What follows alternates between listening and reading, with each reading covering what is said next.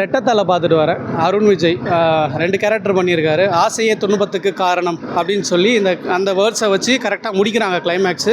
அதுதான் படத்தில் ஆரம்பம் வந்து ஒரு லவ் க்ரைம் த்ரில்லர் மாதிரி எடுக்கிறாங்க. 2 அருண் விஜய் நடிச்சிருக்காங்க. ஒரு அருண் விஜய் வந்து உபேந்திரா, இன்னொரு அருண் விஜய் வந்து காளி சொல்லிட்டு. காளியாக இருக்கிறவர் வந்து ஒரு மிடில் கிளாஸ் மாதிரி காட்டிருக்காங்க.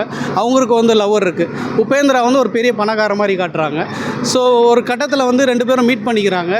எதுவும் இவங்க 2 பேரும் யாரும் ஒரே இதில் பிறக்கல, வேறு இடத்துல இது மாதிரி காட்டுறாங்க இவரை வந்துட்டு. ஸோ திடீர்னு வந்து பார்த்தோன்னா இந்த ஹீரோயின் கேரக்டர் சொல்கிறாங்க, நீ அந்த இடத்துக்கு போய் 2 பேரும் ஒரே மாதிரி இருக்கீங்க, நீ அவன் இடத்துக்கு போயிடு, அவன் பணக்காரனாகிடுவா அப்படின்னு சொல்லிட்டு அவரை கொன்னுடுறாங்க.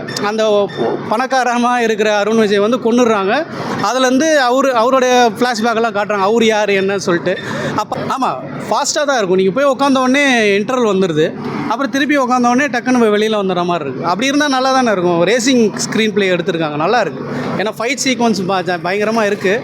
கொஞ்சம் திகட்டாத மாதிரி நல்லா எடுத்திருக்காங்க, நல்லா இருக்குது. ஒரு 8.5 கொடுக்கலாம், வந்து பார்க்கலாம். பட்டு குழந்தைங்களை அவாய்ட் பண்ணிங்க, ஏன்னா பிளட் ஷேட்ஸ் ஜாஸ்தி இருக்கனால அது குழந்தைங்க பார்க்காத முடியும் இருக்கும். மற்றபடி நீங்கள் வந்து கப்புள்ஸாவோ இல்லை வந்து ஃப்ரெண்ட்ஸாவோ வந்து பார்த்தீங்கன்னா என்ஜாய் பண்ணலாம்.